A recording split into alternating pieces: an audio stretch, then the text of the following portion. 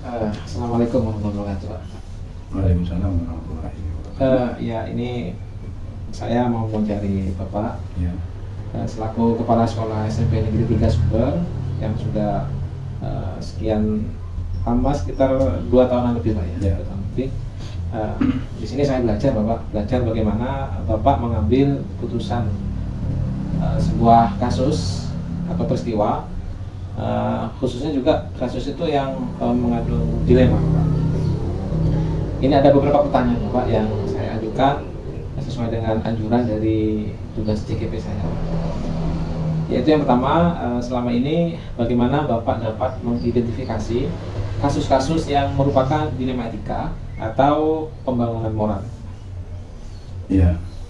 Jadi ini dilema etika itu suatu kasus yang diambil kebijakannya yang sama-sama baiknya, sehingga kita terpaut atau bersangkut paut dengan moral, sehingga ada yang lebih dipentingkan, yang sama-sama kebijakan sama-sama baiknya, ada yang lebih dipentingkan yang sangkut pautnya dengan moral.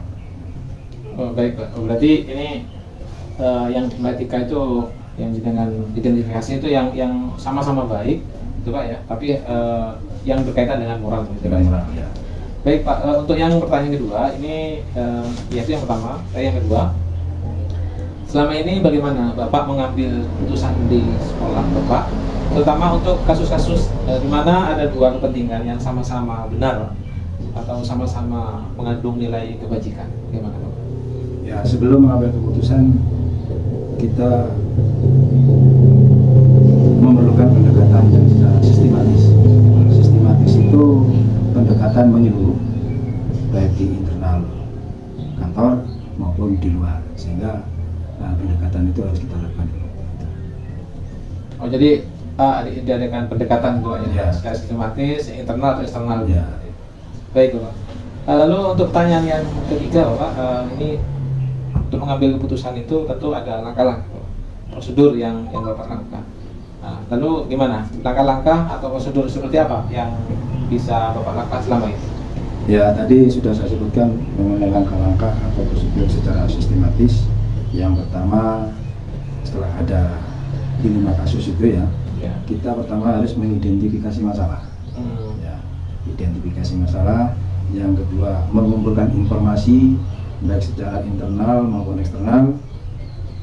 Kemudian yang ketiga, mempertimbangkan opsi mana yang nanti kita ambil. Yang keempat adalah evaluasi etika. Evaluasi etika itu kita meninjau setiap opsi dengan prinsip etika yang relevan, seperti keadilan, kebaikan, dan tanggung jawab. Itu, ya. Yang kelima adalah ketentuan prinsip utama. Kita menentukan prinsip utama yang Berarti kalau saya simpulkan, langkah-langkah yang jenengan lakukan untuk mengambil keputusan itu yang pertama identifikasi dulu kasusnya, kemudian mengumpulkan informasi, gitu, Bapak, ya, dan memilih opsi-opsi mana yang mau diambil, lalu setelah itu dievaluasi dulu. Ya. Kemudian dalam pengambilannya itu memegang prinsip-prinsip, Pak, ya. Prinsip. Tentu prinsip utamanya adalah yang mengandung karakter atau moral, Ya. gitu, ya. Baik, Bapak. Untuk pertanyaan yang keenam, Bapak, hal-hal apa saja ini yang selama ini menganggap efektif dalam mengambil keputusan pada kasus-kasus dilema etika yang efektif menurut jenengan untuk pengambilan keputusan bagaimana? Untuk pengambilan keputusan yang dipandang efektif adalah yaitu berdasarkan ketentuan prinsip utama itu tadi. Jadi prinsip utama memang harus dikedepankan, seperti yang bersangkut paut dengan moral, itu yang dikedepankan. Ya. Jadi yang dianggap efektif itu melihat dari prinsipnya, Pak, ya. Prinsipnya adalah mengedepankan etika moral, ya. Baik, Bapak. Lalu pertanyaan yang kelima, Bapak, ini hal-hal apa saja ini selama ini merupakan tantangan dalam pengambilan keputusan pada kasus-kasus dilema etika? tantangannya Pak. Ini pasti setiap ingin mengambil keputusan ada tantangannya. Tantangan apa yang paling berat ini? Tantangannya adalah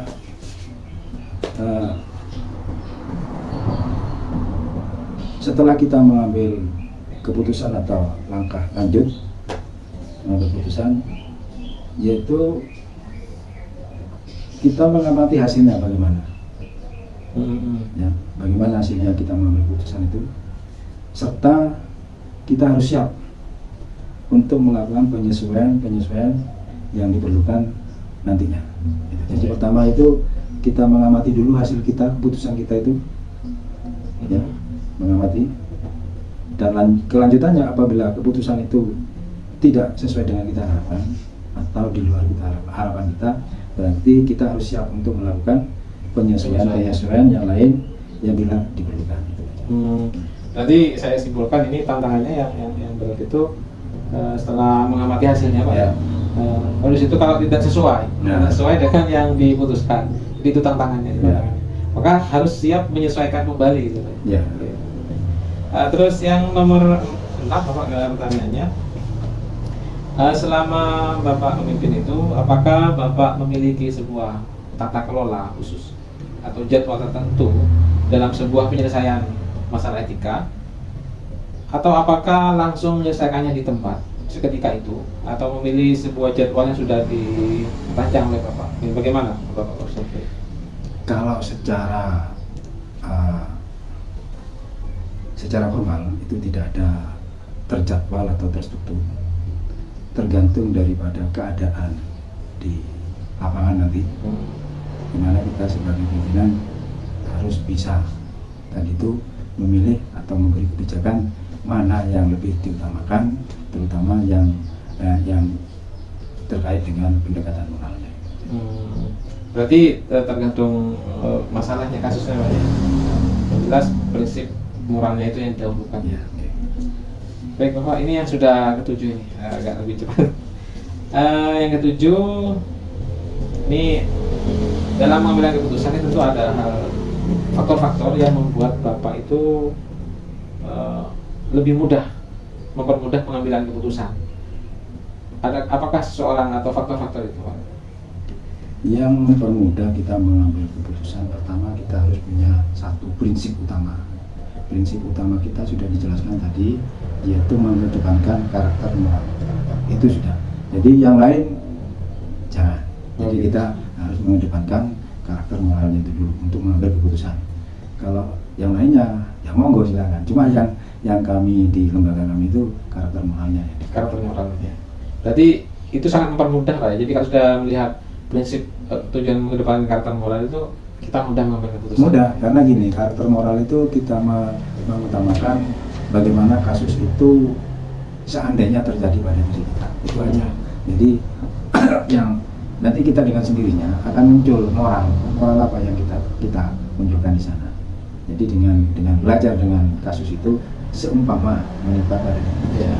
Jadi nanti muncul dengan sendirinya. Muncul dengan sendirinya. Karakter moralnya. Benar sekali. Ini sudah di ujung pertanyaan Bapak. Alhamdulillah sudah banyak yang saya dapat, pengalaman yang Bapak alami bisa diambil pelajarannya. Kemudian pertanyaan terakhir di ujung pertanyaan Bapak, dari semua hal yang telah disampaikan tadi, pembelajaran apa Pak yang dapat Bapak petik, ambil hikmahnya dari pengalaman untuk mengambil keputusan secara yang dilema etika itu? Ya kembali lagi daripada niat kita, dasar niat kita ya. Niat kita yaitu mempunyai itikat baik ya, demi terjalinnya kerjasama yang baik itu di internal lembaga maupun di eksternal lembaga, sehingga nanti kalau kita punya niat baik untuk menjaga ketentraman, kenyamanan baik di internal maupun di eksternal, insyaallah lembaga kita akan berjalan baik. Bagus sekali Pak.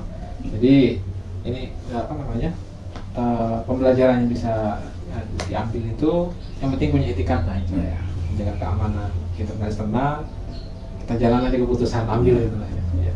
Baik Pak, terima kasih Pak, ini sudah selesai pertanyaan terakhir. Sama-sama. Terima kasih banyak sudah meluangkan waktunya dan mohon maaf sudah mengganggu istirahatnya Bapak malam-malam di sini. Terima kasih Bapak. Assalamualaikum. Waalaikumsalam.